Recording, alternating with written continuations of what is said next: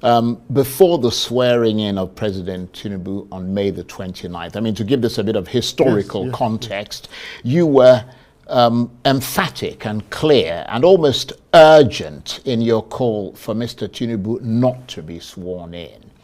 What were your fears and concerns? Because he's obviously been sworn in and the world hasn't come to an end, has it?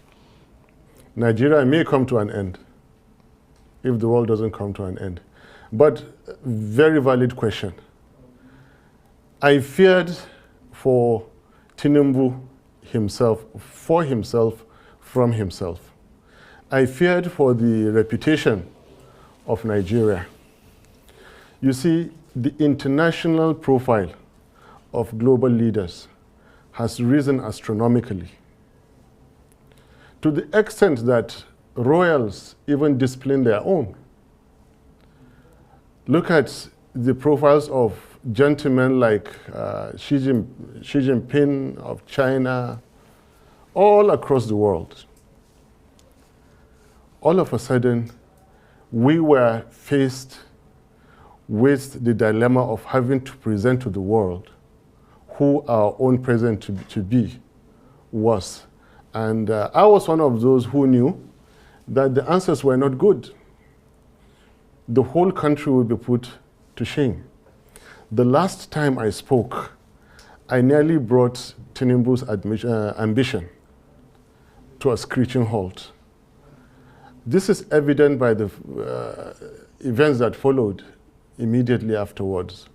One minister wrote the DSS on his company stationery. I don't know how that is possible. And another minister, skipped ECOWAS, skipped AU, and went all the way to Washington to report me. And Nobel laureate, a very, very senior citizen, inviting me to a national debate. And I'm not that smart enough, even though my dear good friend Chimamanda acted on my behalf. And then DSS coming out a week later, under duress, of course, you could see, to do the bidding of that minister. This shows they were scared. My simple point was that no constitution or any part thereof shall be breached in order to install a president. And if that is done, that presidency will remain unconstitutional. And I remain on this point. I pointedly say he must not be sworn in. They have gone ahead to do it. It is not the first time. Out of 16 heads of state stroke presidents of Nigeria, 9 were not elected. 7 were, out of that 7, 1 still remains challenged, Alhaji Tinubu. Challenged. And that is because of the constitutional breach. Now, my attitude from day one was that, based on experiences, let's forget anything electoral. I know the system deeply. My boss, Obi, knows the system deeply. Let's go for the constitutional point. Yes, of course, there is that issue of the forfeiture. There is the forgery. But the clearest one we could get was on the FCT point. Now, get that FCT point, get him not sworn in.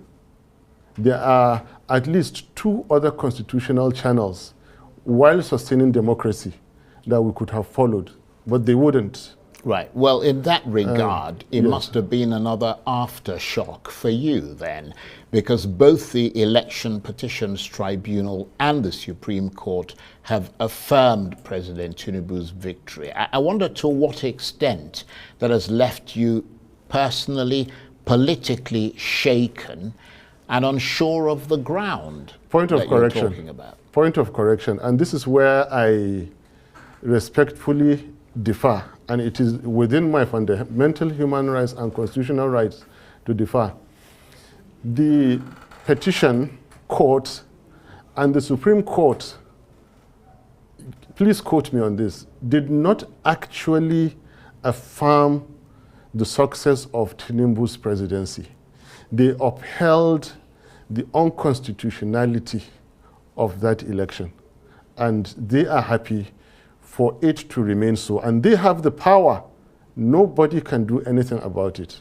That is why we said it is an unreasonable show of force.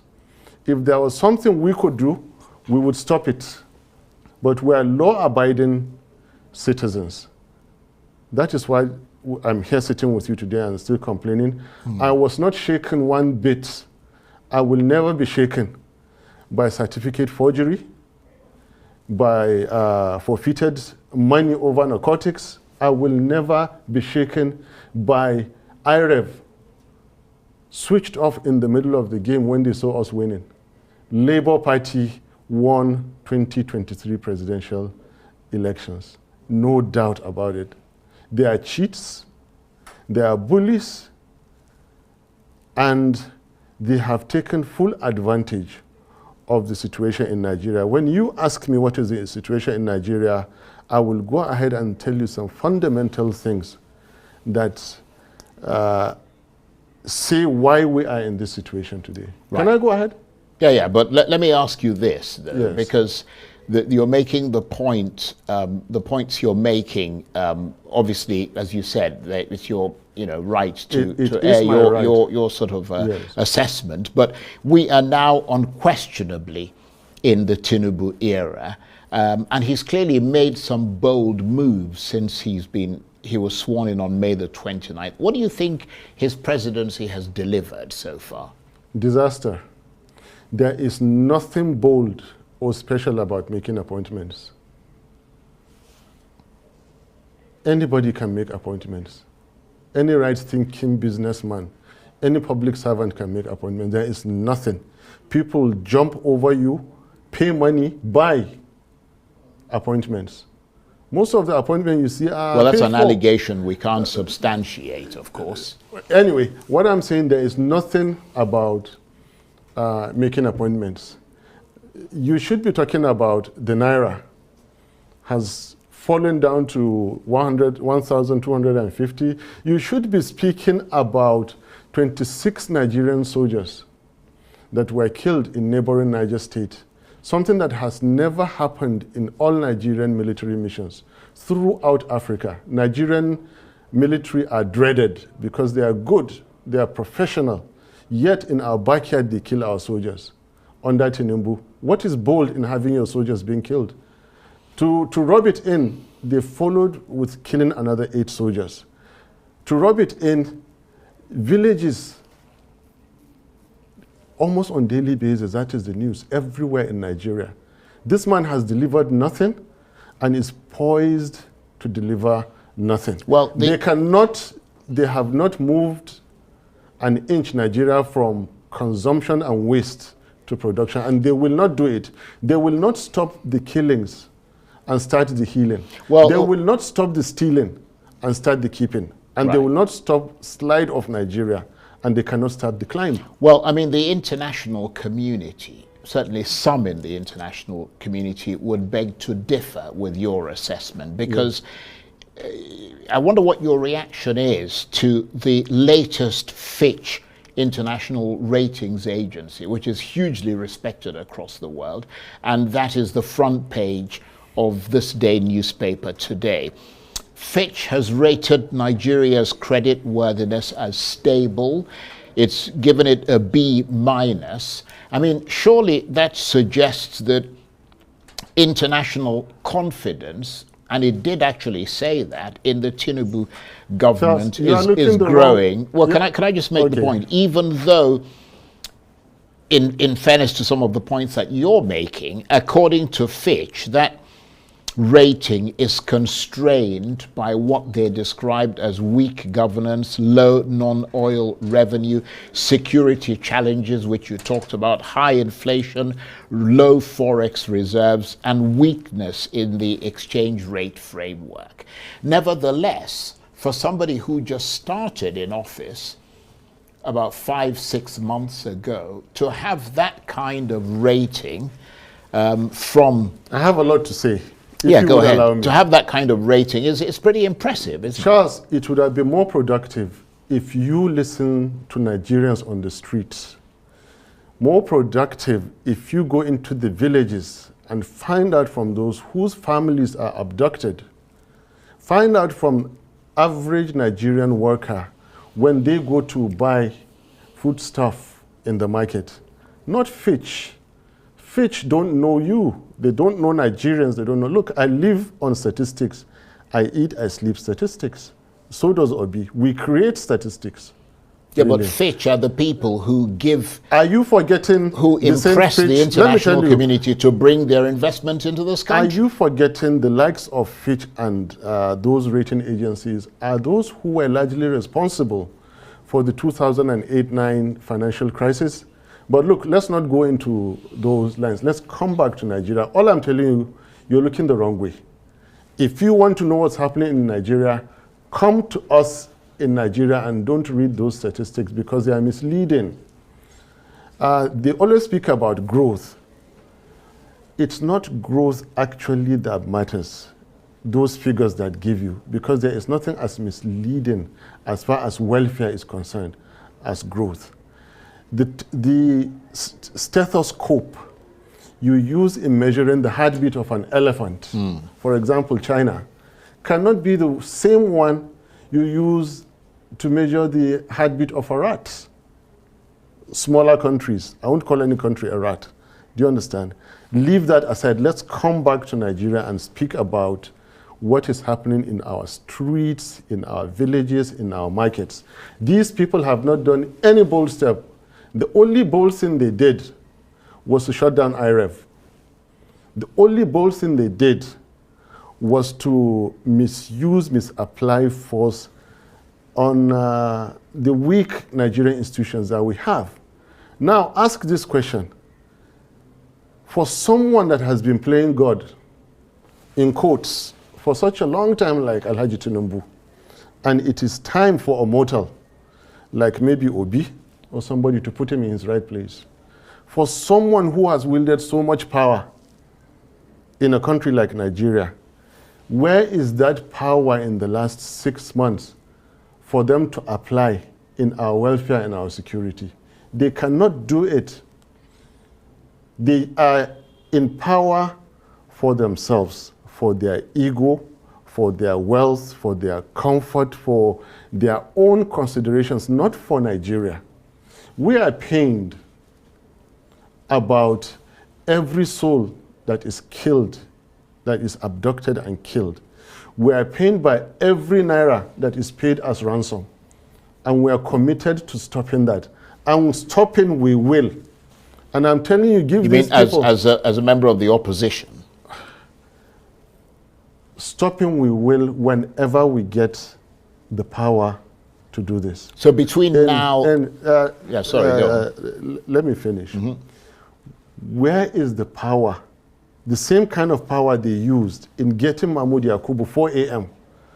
to declare them against the provisions of the Constitution. Where is that power? To prop up the exchange rate of Naira, to stop the killings. They don't have it and they will not do it. Well, you did say that you wanted to move forward because yes. Obviously we've established the fact that the election is over. You have grievances against the results, but he's been affirmed by the Supreme Court. You said methodical. Let's now be methodical. What I want to tell you is that the big picture, we say democracy is government. Well, let me just go. Democracy is not government of the people, for the people, by the people. Democracy is government of the people who have earned their rights, for the people who can protect their constitution, by the people who can exercise civil liberties. So given what when they say people, what kind of people? The people who will fold their arms while their constitution is violated, then democracy is not for you. I have said it. It belongs to only those who can practice it with due respect. So just hold on. Right. I was going to ask you what your assessment of the state of democracy is in Nigeria, given what you just said. It is poor. The people have to wake up to the challenges. For a people that are ready to accept anything, then anything will happen to them. Again, in quotes.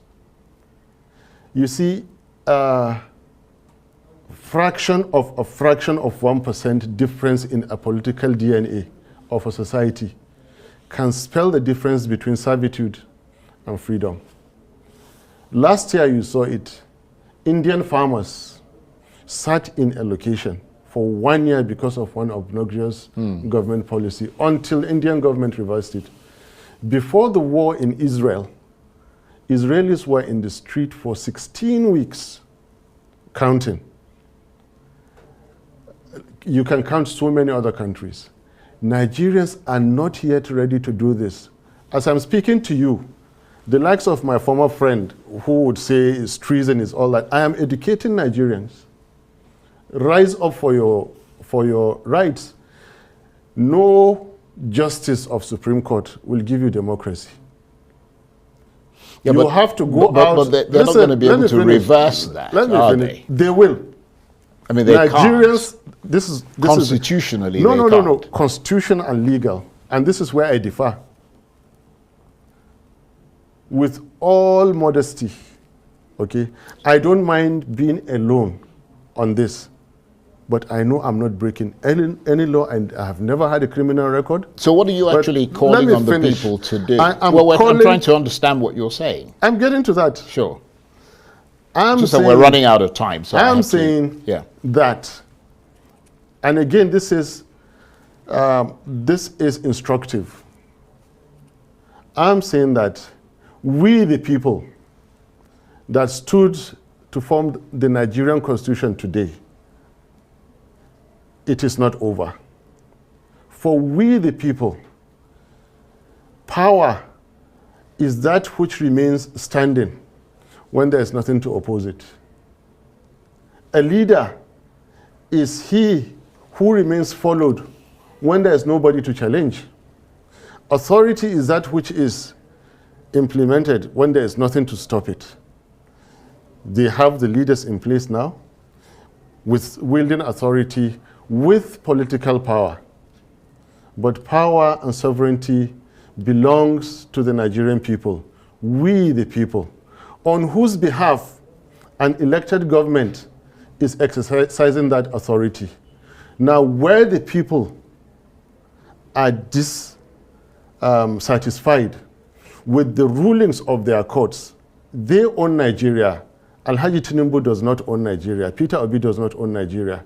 Yeah, but the Nigerians on the streets own Nigeria. But the APC, listen, I'm getting to the point. The APC would argue that you don't own Nigeria either. That you have a portion of the electorate that voted for you. I'm not telling you it is not over. I'm telling you it is not over. For Peter Obi and me, it is over. For we, the people, the Nigerian people, at any point in time, they can take back Nigeria. Especially where their constitution has been violated.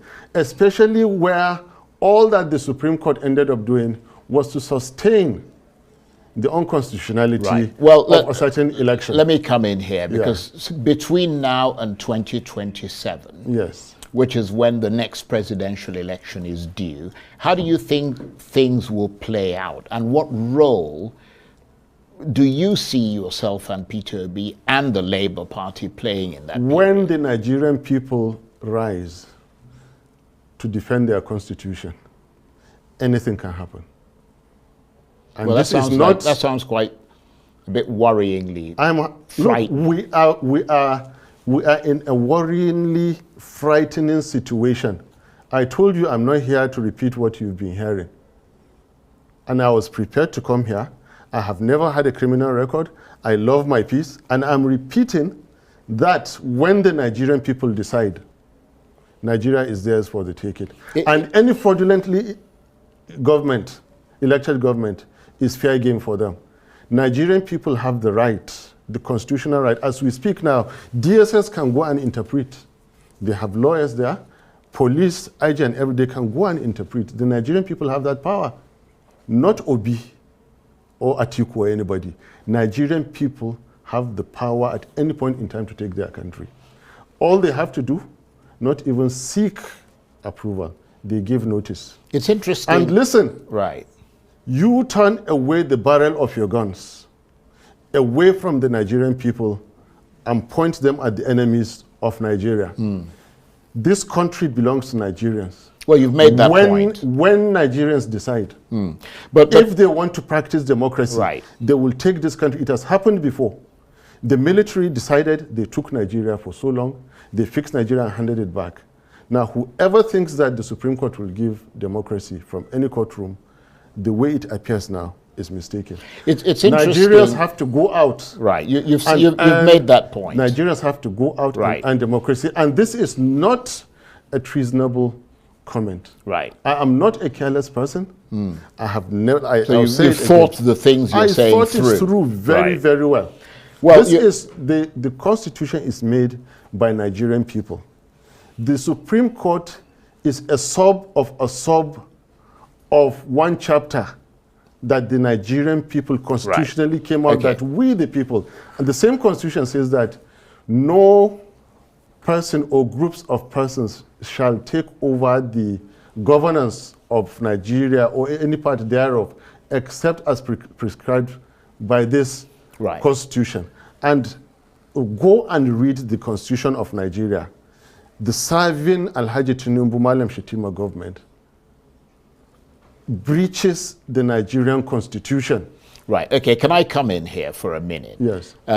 Because you mentioned Kashim Shettima. Yes. Your brother, the spokesman of the Northern Elders Forum, Hakeem Baba-Ahmed, is of course now serving as a special advisor on political matters to the Vice President Kashim Shettima, which means that he might have to help Mr. Shettima to devise a strategy for dealing with political opponents such as yourself, his brother. Does that rub you up the wrong way, given all the things you've just said about that government? Your own brother is now working for them? Charles, I am after the government. I'm not after appointment. I am after the president and the vice president who were fraudulently elected, unconstitutionally elected. I cannot come down to speak about any appointment. He is by far my senior brother. So there's no way to say he's an adult or he has his own rights or his own life to live. Our politics are completely detached. And in fact, it is his boss I know, not him. And his boss, since you brought this question, he is not exactly a responsible gentleman. With all the things they've been doing, now you brought up this issue, I didn't want to talk about it. You see, they attempted something on my safety, on my security, and I was able to find out 10 minutes to time. And God so kind, I was able to avoid. They tried to get me into one of those yellow houses down the road, get people to come and arrest me there, and use that to rig the judgment. I became so inquisitive, and I dodged within 10 minutes, only for me to come and find out, based on strong suspicion, where it came from. And with what I see, then the strangulations in Lagos in the past, yes, they happened, and they were for a reason. The people gunned down in Borno State, it happened, and yes, it was for a reason. I think Peter Obi and myself have been lucky to have stood today to give that press conference. So the least, taking my senior brother to give him an appointment is the least of my worries. I am not worried about any appointment. Right. Well, let me bring in another. If he likes, he can go and take the entire Baba-Ahmeds and give them ministers. I don't mind. Well, let me try. I will still. You'll still stand by the things you say. It is an unconstitutionally. Which is impressive that you stand firmly by your beliefs. Yes. But you were called fascist by the Nobel laureate Professor Wole Soyinka because you and Peter Obi claimed you had won the election. He used those words. He accused you of trying to force a lie on the Nigerian people. How much did that broadside affect you, coming from someone with such a stature as Wole Soyinka? Please, I respect him too much, and I have more important issues to discuss. Let's go to another question. Right, so you don't want to talk about it. I don't talk about okay. come back to Shetima, and I'll talk about Shetima. Well, let me talk about something. A very irresponsible gentleman. Let me talk about something that is imminent. Be he imminent. the vice president or whatever that he is, I'm telling you that he has conducted himself in so many ways in these 6 months that demean the office of vice president, and I'm not happy about it, especially the way he's been treating our elder, Atiku Abubakar. For God's sake, Atiku Abubakar is getting to 80. He is by no measure of imagination Shetima's mate. How can Shetima come out and say that the Kanuris crack jokes with Fulanis, therefore he's going to retire him to Dubai or Morocco? And these are very personal issues. What kind of an irresponsible statement is that to make? Well, I am not privy to having said that. For him, I am, and it is true. And obviously, the vice president's office. So all I'm saying is that leave Shoyinka out. Yeah. Bring who matters to me, like Shetima. Bring Alhaji Tinubu. Look, even Tinubu, I have much respect for Tinubu. You heard Shawari criticizing me for me calling Tinubu uncle. I call him uncle where I said, you saw the picture that I went to greet him in the mosque, and they said that I went to plead. No, it's just respect. But the fact that I respect his age doesn't mean that I will not call him a drug dealer. Yeah, well, or a certificate forger. Well, I don't think you should call him those things. I will. Unless you have That is why I said do not evidence swear him in. Yeah, the evidence is there. Yeah, but can I just make the point that on Arise News, they have a right to reply to the things that you said. One of them will come tomorrow. And we're giving them that. One of them will come tomorrow. Let them come and say that. We're giving them that right. Let them come and say that he didn't forfeit $460,000. Well, let them come and say that the I want to tackle you. I want to bring up issues, and I don't mean to interrupt you. My apologies, but I want to deal with issues because we've got about 5 minutes or so left. I want to deal with issues that are upcoming because you did say at the outset you wanted to move forward. Off-season elections are, of course, due on November the 11th. In 3 states, Kogi, Bayelsa, and Imo. The Inspector General of Police has just redeployed the Commissioner of Police. That's not my line. Leave in it. Imo. I don't have any answer for you. That's not my line. Right, because I was going to ask you, is it, I mean, we saw, for example, to assess the chances of the Labour Party there. That's not my line. Come back to the substance of democracy, of what the Fourth Republic has done. You know, we all have our specialities in this game that we do. I don't know about those elections. Yeah, but you're the vice presidential candidate of the party. Not that and the more your party gains political traction, speak to me on where I have strength. I know, speak to me where I have strength on. That one is for the party chairman and His Excellency, my boss, Peter Obi. They can handle that, but come back to the issue of constitutional breach. Come back to the issue of the rights of the Nigerian people. Come back to the fact that I keep telling you, it is not over. If the Nigerian people decide to rise, they will reclaim Nigeria. The Europeans came. There was no constitution. And they had power. They colonized Africa. So power is when you have the power to do and nobody can say. Now, Nigerians can take this power because their constitution has been breached. Right. That constitution is their own. They had faith. Right. Nigerians had faith. I think you've made that point over and over again. Right. We've got about 3 minutes left. Yes. What is your next move? Continue in this line of protecting Nigerian constitution. Continue in this line of creating awareness in Nigerian political system. Continue in the Labour Party and the Obedient Movement with Peter Obi.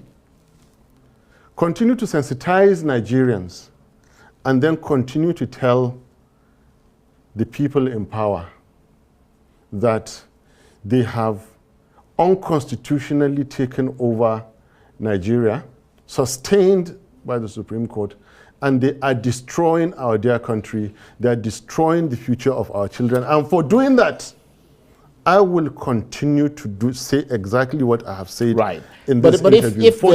If they were to... There is no way to fight an individual Right.